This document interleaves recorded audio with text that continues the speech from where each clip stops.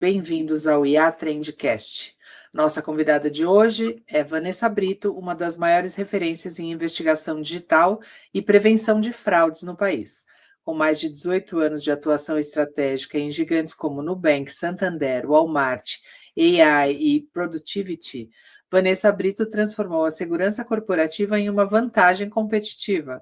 Ela é conhecida por autoridades nacionais por elevar o padrão de cooperação entre o setor público e o privado. Liderou times no combate a crimes financeiros, investigações forenses e articulação com forças de segurança no Brasil e no exterior. Vanessa é professora, mentora e palestrante e pesquisadora de temas como direito digital, ética forense, computacional e risco corporativo. No episódio de hoje, vamos explorar os bastidores da segurança digital em tempos de inteligência artificial. Vanessa, bem-vinda. Obrigada por ter aceito o nosso convite aqui para o IA Trendcast. Tudo bem? Tudo ótimo, obrigada. É um prazer estar aqui com você, Aline. Obrigada pelo convite.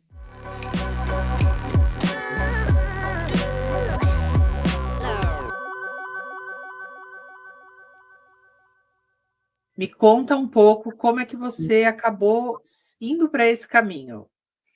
Olha, é uma longa história, já estou aí há quase 20 anos atuando, né, com investigações corporativas. A minha formação é em administração, muitos pensam que eu sou formada em direito, mas eu sou uma estudiosa do direito e venho trabalhando com ele em paralelo desde sempre, né? Mas eu sou formada em administração e é uma carreira muito ampla, né? E eu sempre quis ser específica, especialista em algo, e fui direcionada para fazer a convite de uma amiga para fazer uma pós-graduação em investigação de fraudes e forense computacional. Era a primeira turma, essa amiga minha já trabalhava numa área de inspetoria, num banco, e eu falei assim, olha, eu acho que é uma excelente oportunidade. Fui conversar com os professores, porque era uma pós-graduação totalmente técnica, e eu falava assim, mas será que eu consigo, né? E eles falaram, você vai ter que correr no paralelo, mas é possível sim. E eu fiz a pós-graduação, me apaixonei pelo tema e dali eu descobri que eu queria trabalhar com investigação de fraudes. Eu sempre fui muito curiosa e sempre fui muito em busca de justiça, né? Eu nunca aceitei aquela pessoa que levava alguma vantagem, ainda mais aquela vantagem se era uma vantagem ilícita, sabe? Então, acho que esse sentimento de justiça e eu ser apresentada para este tema praticamente há 20 anos atrás fez com que eu escolhesse isso como carreira e como propósito de vida, né?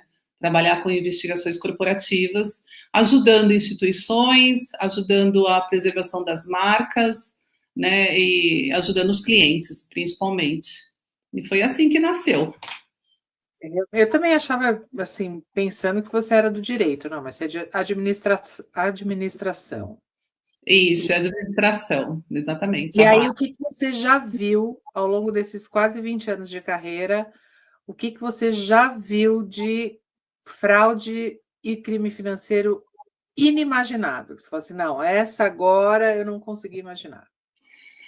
Olha, a gente vive muitas situações olhando o lado obscuro, vamos dizer assim, né? Então, tem pessoas que não convivem com a fraude no dia a dia, com os fraudadores, pensam que determinado fraudador não é capaz de executar uma fraude, né? Então, a gente vê de tudo, né? Eu já vi pessoas vítimas de golpes, que perderam muito dinheiro, né, que caíram em alguma engenharia social e sofreram uma perda financeira violenta, e pessoas que tiraram a vida, inclusive, né?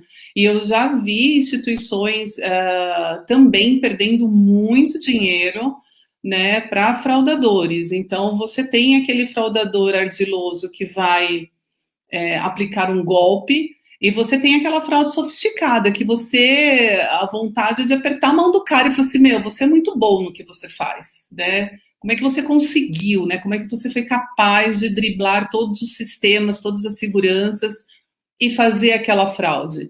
Então, eu já vi esses dois cenários, assim, né? Do fraudador muito inteligente, né, cada vez mais sofisticado, e vítimas muito vulneráveis também. Agora, você falou um ponto interessante. As fraudes, as maiores fraudes, elas são uma engenharia social ou elas são alguma coisa feita pelo bem de um ou dois? Nós temos os dois cenários, viu, Aline? A gente tem hoje, por exemplo, o golpe da falsa central é o que está em alta, né? E a Aham. gente E é antigo já, né? É antigo. ele é antigo. Eu te diria que a maioria dos golpes, eles são todos antigos, só que eles vão se modernizando, A né? Então, tecnologia vai modernizando o golpe, né? a tecnologia. A gente tinha aquele golpe do bilhete premiado, né? Por incrível que pareça, até hoje ainda faz vítimas, né? Que são aquelas vítimas também que querem se aproveitar de uma situação, né? A gente fala que não existe almoço grátis, mas a vítima ela quer ali também ter um benefício maior e ela acaba caindo em um golpe. Mas nós temos golpes mais sofisticados. A falsa central, por exemplo, a gente já participou com autoridades em operações onde foi descoberto, por exemplo, um imóvel onde funcionava uma falsa central. E aí, o equipamento que os caras tinham eram super modernos e potentes. Né? Eles trabalham com robôs que ficam fazendo aquelas ligações, né? E eles têm playlists no Spotify que ficam simulando musiquinha de call center de uma ou outra instituição. Eles têm checklist, têm metas, né? São pessoas normalmente aliciadas e que já trabalharam no call center. Então, quando você ouve uma vítima relatando, ela fala assim, nossa, mas parecia de verdade, parecia que era a empresa, porque... e parece mesmo, porque eles são pessoas que adivinham o mercado. Entendi. E aí é isso que você falou, né? A tecnologia vai permitindo que as fraudes e os golpes vão se tornando cada vez mais afinados, aperfeiçoados, né? Você vê uma mudança no comportamento do criminoso também, ou não? É sempre o mesmo jeito, ele só está mais cercado de recursos. Não, eu vejo uma mudança no comportamento, eu vejo mais pessoas sendo aliciadas, infelizmente.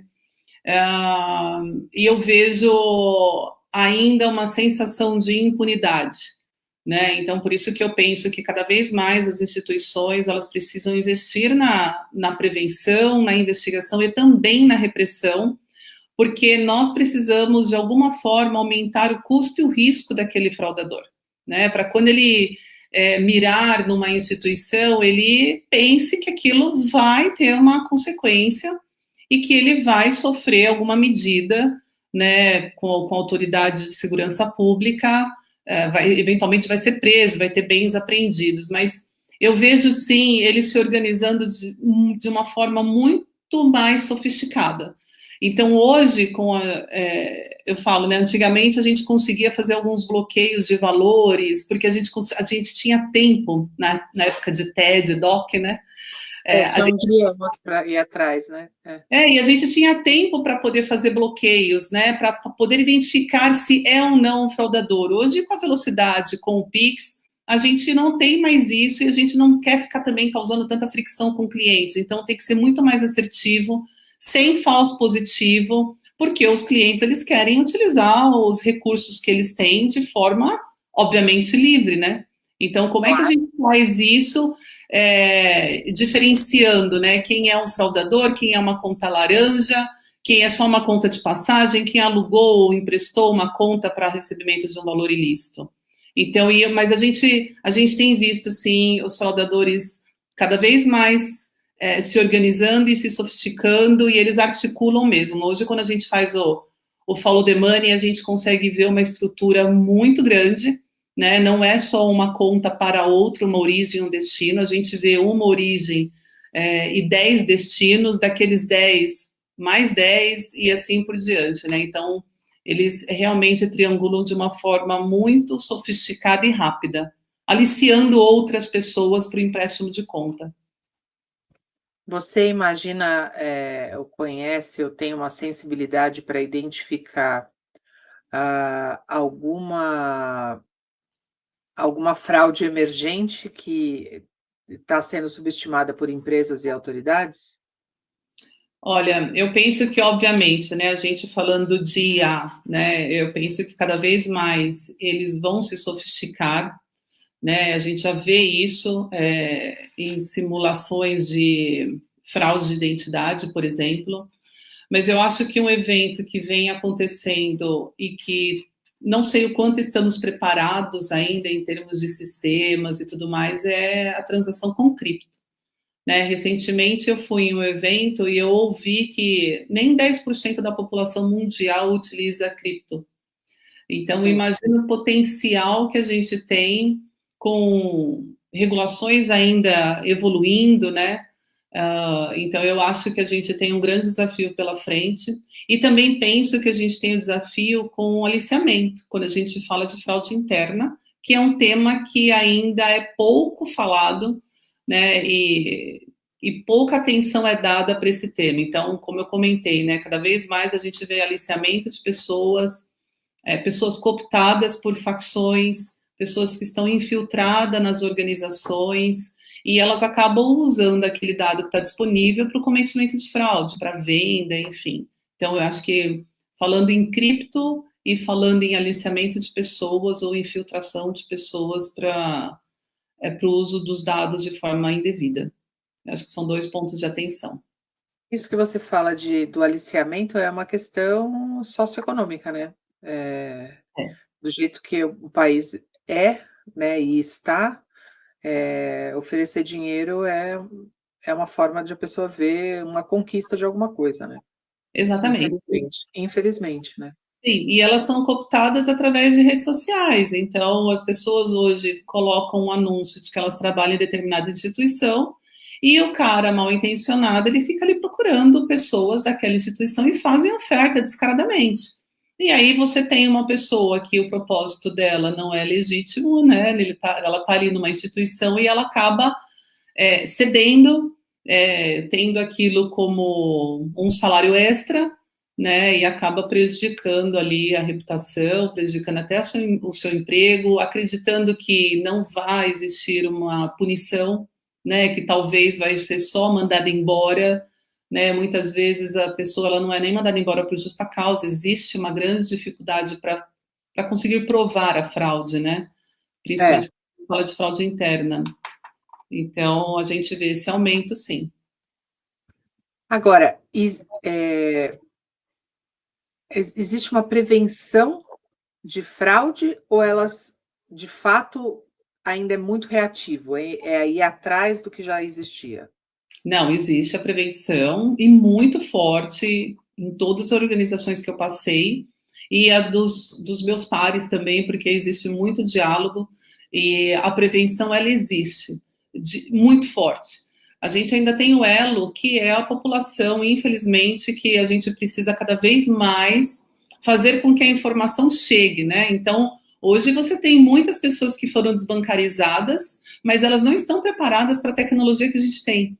Né? Então, eu tive uma pessoa da minha família que caiu num golpe e ela não entende nada de tecnologia, né? Aquele golpe antigo do visor quebrado na maquininha, né? Sim.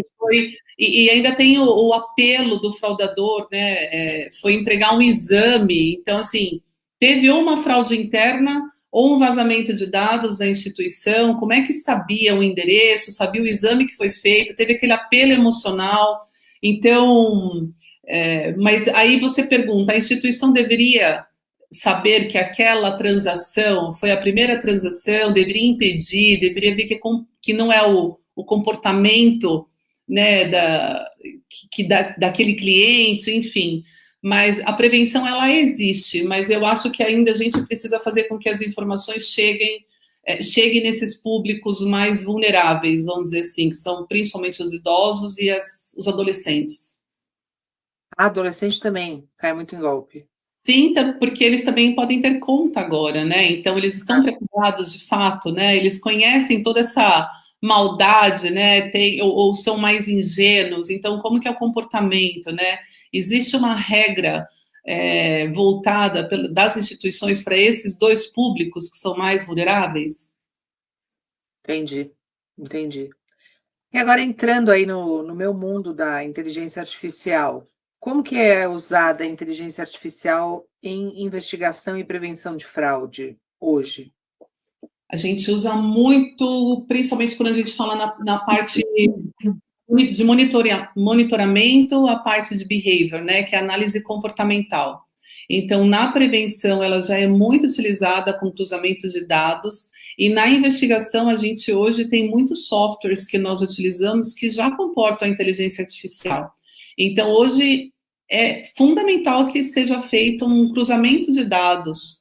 Então, por exemplo, um dado comportamental com o cruzamento de um dado de IP, por exemplo, um dado de geolocalização. Então, aquela pessoa que está fazendo uma transação, em que local que ela está, né, com quem que ela está transacionando, se já é uma pessoa comum, uma transação comum, um remetente comum ou não, né? Então, eu acho que ainda vai evoluir bastante. A gente pode olhar para a inteligência artificial com esse cruzamento de dados. Será que a gente vai fazer que nem aquele filme Minority Report, né, que o cara o Tom Cruise lá já sabia quando um assassinato ia ser cometido? Será que a gente consegue saber um valor que está saindo da conta de uma vítima e está indo para um destino, se aquele valor vai ser usado para algo ilícito, né? Ou se aquela conta que está sendo usada de passagem, de onde está vindo o dinheiro? Qual o perfil da pessoa que está transacionando, não somente do cliente, né? Então, será que a gente vai chegar nesse tipo de análise? É que para isso a gente precisa ter dados, né? E os dados estão em cada instituição, né? Verdade, verdade. Isso não é uma coisa que resolveria, né, ter um clearance, uma central única de dados, para o bem? Sim, eu acho que funcionaria. Hoje a gente já tem a base Dicit, que é uma base do Bacen, onde as instituições utilizam, né, essa base para fazer os pedidos de bloqueio e de investigação. Então, hoje, um banco de origem A, se tem uma transação suspeita, ele cobra o banco B, ele abre um MED, que é um mecanismo especial de devolução, para que aquele banco B analise aquele cliente, aquela transação. Né? E essa informação hoje ela já é trocada, né? Então a gente já tem aquele CPF circulando em uma base e que ele vai ter uma marcação se ele é um CPF de um fraudador, um CPF suspeito. Mas isso hoje está limitado nas instituições financeiras, né? Então, será que um dia teremos essa base aberta para outros players, para que eles também possam consultar se aquele CPF é um CPF suspeito ou não, né? Então, eu acho que ainda existe e a gente vai conseguir trabalhar com esse avanço muito em breve, espero, né? Eu também espero. Quais sinais um sistema baseado, norteado por inteligência artificial capta ou precisa captar para ser útil em uma área tão sensível como segurança? Eu acho que é mais ou menos isso que eu comentei. Eu acho que a gente precisa, os sistemas eles precisam captar muito além de um comportamento, né? Eles precisam fazer todos esses cross-checking, né, para fazer as validações. Então, se o cliente realmente ele tem aquela habitualidade para fazer aquela transação e quando não tem, né, é uma transação legítima, a gente precisa conseguir proteger o cliente do golpe. Então, será que ele está transacionando de um valor para um outro CPF numa instituição e este CPF é verdadeiro, né? Ou é uma conta aberta em nome de terceiros, é alguém se passando por uma empresa, né? Hoje a gente vê muitas fraudes em PJ, né? Porque os sistemas não são cruzados. Então, assim, para você abrir um MEI hoje na Receita Federal, é uma forma muito simples, né? Com algumas validações de conheça o seu cliente. E para a instituição financeira, né, que já tem um Know Your Customer fortíssimo, mas as informações, infelizmente, elas não são cruzadas, né? Esse é um grande ponto. Eu acho que é o que falta para a gente ter um sistema mais robusto, talvez. Entendi. A IA, ela substitui o olhar humano numa investigação forense? Em partes, né? O que Então, que você como explica para a audiência o que é uma investigação forense e o que você já trabalha em conjunto com inteligência artificial? Então, por exemplo, né, lá no meu começo de carreira, quando eu era uma analista forense mesmo, que eu fazia uma cópia de um HD, né, com milhares de dados e eu precisava fazer uma busca por palavra-chave, tinha software específico, eu ficava horas e dias analisando o resultado do que veio daquela minha busca. Então, obviamente, hoje, com inteligência artificial, o que eu fazia em dias, hoje eu faço em um minuto. Né? Hoje você precisa, por exemplo, ouvir ligação de 15 minutos Realmente de é um um baita cliente, ganho de tempo. exatamente, de um cliente para saber se na ligação ele, por exemplo, passou algum dado indevido, né? Se o atendente pediu algum dado, você precisa ouvir horas de ligação. E a IA veio para te trazer isso de forma muito instantânea. Então, eu acho que nesse aspecto, ela veio, sim, obviamente, para colaborar, mas eu acho que ainda tem aquele aspecto humano que é fundamental para ir além, né? Então a IA vai ajudar a trazer com todos esses recursos, mas eu acho que vai ser fundamental ainda ter a pessoa com aquele conhecimento, conhecendo o modus operandi, olhando a jornada do fraudador, pensando com a cabeça do fraudador para descobrir aquele algo mais e chegar numa conclusão factível. Isso é uma coisa interessante que você falou, que também é um exercício. Como é que se pensa com a cabeça de um fraudador? Vivendo o mundo deles, conhecendo realmente as fraudes, né? A gente hoje tem estudos, tem o triângulo da fraude, que para um fraudador cometer a fraude, ele precisa da oportunidade, da racionalização, né? Então, e tem o outro vértice, ele precisa dos três vértices para conseguir, para cometer a fraude. Então, você precisa realmente entender a razão ou a oportunidade que ele tem ali para o cometimento da fraude, né? E Você assim, foi. sendo. Pode falar. Não, e aí Você ele foi, acaba conhecendo. é, você foi reconhecida por elevar o padrão de cooperação entre o setor público e o setor privado. O que você fez para, e em qual caso, mesmo que você não possa dizer qual, mas qual segmento que você atuou para conseguir essa conquista? Essa é uma necessidade que existe hoje, né, em todo o ecossistema, esses acordos de cooperação, né, entre setor público e privado. E existe hoje, é público, né, acordos já assinados pelas associações, e aí são a Febraban, Zeta, as maiores associações com a Polícia Federal. Existe, por exemplo, o projeto Tentáculos, que são bases que a Polícia Federal tem acesso para poder atuar de forma mais efetiva, né, sem a necessidade do pedido de quebra de sigilo, por exemplo. Então, são acordos que precisam acontecer, né? Semana passada, por exemplo, eu estava na USP num evento sobre combate ao crime organizado, e eu vi ali, né, as duas instituições, no caso a Itália e o Brasil, assinando um acordo de cooperação, porque hoje o crime ele é transnacional, né? E sem essa cooperação não tem como combater, né? Não vai existir a segurança. Então é fundamental e eu sou a pessoa responsável nessas instituições que articula esses acordos, né? Que mostra para o setor privado a importância de ter o setor público como um parceiro, né? E vice-versa. Né, tem uma pessoa da Polícia Federal que escreveu um livro recentemente, ele fala, né, que ele ouve muito no setor público dizer assim, então agora você trabalha para os bancos, né, e nos bancos houve o contrário, então agora você trabalha para a polícia, né, para a segurança pública, e não é um trabalhar para o outro, e sim trabalhar em conjunto. Cooperação. Trabalhar junto, exatamente. Que falta nas formações acadêmicas para preparar os profissionais para crimes digitais? Bom, são poucos os cursos que oferecem. Se você hoje fizer uma busca por cursos de investigação, são poucos os cursos, né?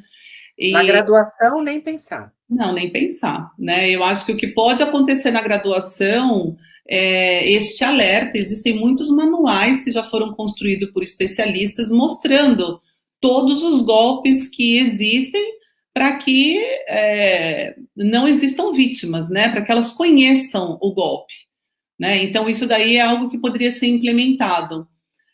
Mas os cursos são poucos, mas obviamente, se você tiver uma graduação, né, uma pós-graduação, provavelmente vão abordar os temas, né, que são as fraudes mais atuais, né, as modalidades e também as ferramentas, né. Então hoje você tem muito software livre, hoje a gente fala que usa o Zint, né, que é o software livre para fazer investigação nas redes sociais e tudo mais.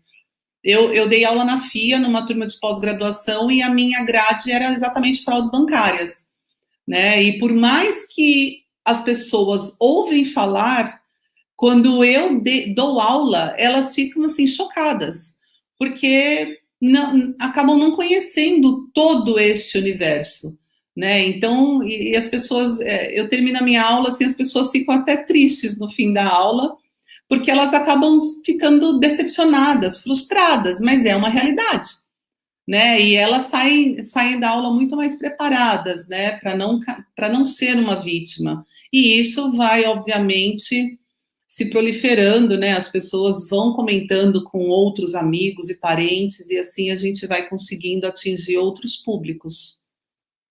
Isso, agora você falando, eu pensei, o boca a boca ainda é a melhor ferramenta ou é uma ferramenta do brasileiro?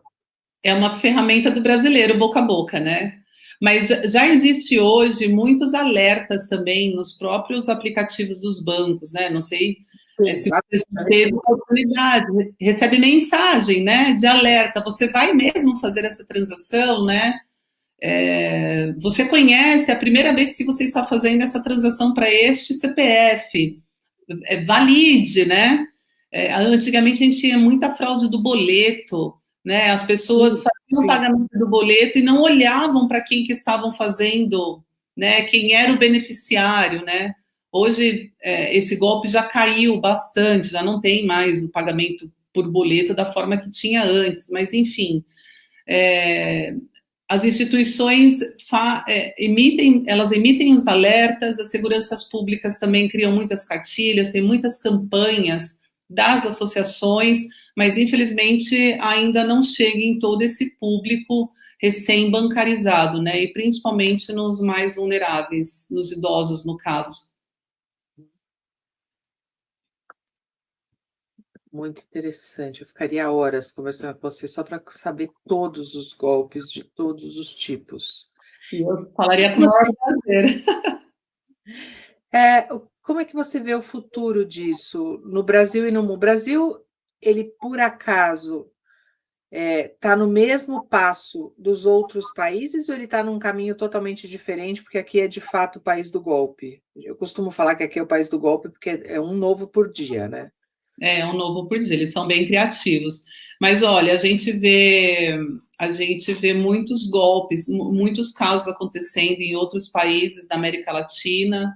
Então, assim, México é um país crítico, Colômbia, né? Então, eu digo para você que não é uma dor só do brasileiro, né? Eu acho que o brasileiro é bem criativo, é, mas eu já vi fraudes, modalidades sendo exportadas para o Paraguai, por exemplo. Então a gente tem isso também, né? Mas eu não diria que um ou outro país tem mais ou menos ou é mais sofisticado do que outro, né? Eu acho que a oportunidade ela existe. Eu acho que a gente precisa ainda de avanços na questão de legislação, na questão de segurança pública, mais em prevenção sempre, e por aí vai, né? Verdade. E você, eu tenho conversado com muitas empresas sobre inteligência artificial e eu queria saber a sua visão sobre isso. O que eu ouço dos gestores, dos diretores, tomadores de decisão é: eu não tenho investimento para IA agora, porque já tem a área de cyber, já tem a área de compliance, já tem não sei o quê. Eu não tenho, porque a IA. Você vê as coisas apartadas ou você acha que os gestores deveriam olhar para o ecossistema da empresa dele de uma forma diferente? Eu acho que deveria olhar pelo ecossistema de uma forma diferente, não apartada, né? Acho que no passado a gente já viu muito isso, né? Eu lembro que eu tinha amigos que eram da área de segurança da informação e aí tinha que ser aquela constante disputa, né, para o budget, para quem que vai o budget, né, para uma área ou outra. E a impressão é que a área de segurança era a que tinha menos investimento. Hoje isso já mudou, né? Hoje isso já mudou e eu acho que com a IA ela precisa ser implementada em todo o ecossistema, né? Não em uma ou outra área, porque ela vai estar muito conectada com a questão da segurança, né? Da efetividade da segurança. E tecnologias ou movimentos podem transformar a forma como as empresas lidam com riscos e fraudes? Eu acho que o que nós falamos de tecnologia disruptiva, né? Então, a própria IA generativa para a detecção de padrão, né? Então, quando a gente olha para a fraude financeira, né? A identificação de fraude financeira através de anomalias, né? Anomalias em transações, então, algoritmos que vão fazer cruzamento de dados não estruturados com eventuais dados estruturados, a própria blockchain forense, né? Então, hoje a gente já tem software, já tem ferramenta como o Chain Analysis, que pode mapear carteiras suspeitas, né? Quando existe o uso de criptoativos para lavagem de dinheiro, né? A própria análise de dados em tempo real, que isso é um fator muito crítico hoje, né? Nas instituições. Então, a parte que eu comentei, a inteligência colaborativa, né? Então, bancos compartilhando dados de fraude em plataformas, né? A gente tem muita questão da LGPD, então, como é que isso vai acontecer no futuro, que precisa ser um futuro muito breve, né? Porque os fraudadores já estão usando IA para isso, né? A gente já vê tentativa de uso de IA para liveness, para voz. Então, como é que a gente vai atuar de forma rápida e simulação de facial, né? Exatamente. Né? Então, a gente vê as tecnologias sendo utilizadas por eles também, né? Então, a gente precisa avançar rapidamente. Se você pudesse escolher ou indicar um investimento urgente em segurança para qualquer empresa, onde ele deveria estar?